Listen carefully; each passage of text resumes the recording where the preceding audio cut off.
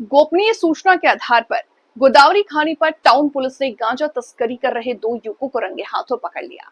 Police ने उनके पास 1 kilo 220 ग्राम सूखा गांजा व 2 मोबाइल फोन जब्त किया।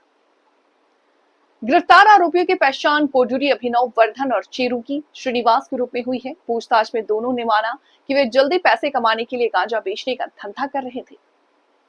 पुलिस के मुताबिक गणेश विसर्जन के मौके पर युवाओं को गांजा बेचकर मोटा मुनाफा कमाने की योजना बनाई गई, लेकिन इससे पहले ही पुलिस ने उन्हें धर दबोचा।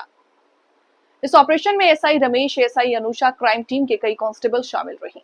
एसीपी रमेश ने पुलिस टीम की तत्परता की सराहना की है। రాష్ట్రాన్ని మాదక ద్రవ్య రహిత రాష్ట్రంగా మార్చాలనేటువంటి రాష్ట్ర ప్రభుత్వం సంకల్పం మేరకు మా సిపి రామగుండం సిపి గారి ఆదేశాల మేరకు ఈ గోదావరి డివిజన్లో పూర్తి స్థాయిలో మాదక ద్రవ్యాలు అమ్మేవారి మీద, కొనేవారి మీద, డిస్ట్రిబ్యూషన్ చేసేవారి మీద తీవ్రమైన నిఘా పెట్టడం జరిగింది.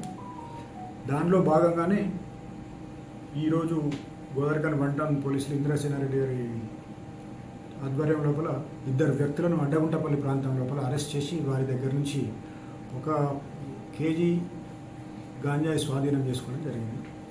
ఆ కేజీ గాంజాయితో పాటు 2 సెల్ ఫోన్లు కూడా స్వాధీనం చేసుకోవడం జరిగింది. వీరి మీద పూర్తి స్థాయిలో ఇంట్రాగేషన్ చేయగా వాళ్ళు సీలేరు ప్రాంతం నుంచి తీసుకొచ్చి ఇక్కడ డిస్ట్రిబ్యూట్ చేస్తూ దానికి అందరినీ చేయడం జరుగుతుంది.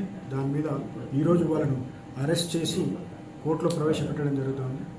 వీరిని తదుపరి పూర్తి స్థాయిలో ఇంట్రాగేషన్ చేసి ఇక్కడ మిగతా దీని వెనకాల ఉన్నటువంటి చైన్ను కూడా పూర్తి స్థాయిలో బ్రేక్ చేసి కంప్లీట్గా శాస్త్రీయబద్ధంగా పరిశోధన చేసి ఛార్జ్ దాఖలు చేయడం జరుగుతుంది. ఈ సందర్భంగా గోదావరికని ప్రజలకు విజ్ఞప్తి ఏంటంటే, నిర్భయంగా మీకు ఏ చిన్న అనుమానం వచ్చినప్పటికీ కూడా, ఎవరి మీద అనుమానం ఉన్నప్పుడు కూడా నిర్భయంగా మాకు సమాచారం ఇచ్చినట్టయితే ఈ మహమ్మారిని కట్టడి చేసే అవకాశం ఉంటుంది. కాబట్టి వారు వాళ్ళ పిల్లల మీద, మిగతా వారందరి మీద కూడా పూర్తి స్థాయిలో నిఘా పెట్టి పోలీసులకు కోఆపరేట్ చేయవలసిందిగా విజ్ఞప్తి చేస్తున్నారు.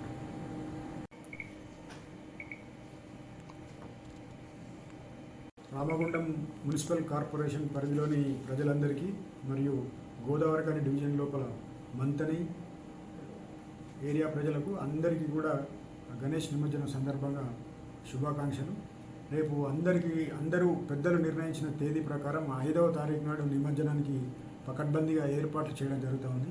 ఈ సందర్భంగా మండప నిర్వాహకులకు ఏంటంటే, వాళ్ళు పూర్తి స్థాయిలో జాగ్రత్తలు తీసుకొని వీలైనంత తొందరగా విగ్రహాన్ని తీసుకొని శోభయాత్ర చేసుకుంటూ నిమజ్జనానికి రావాల్సిందిగా కోరుతా ఉన్నాము.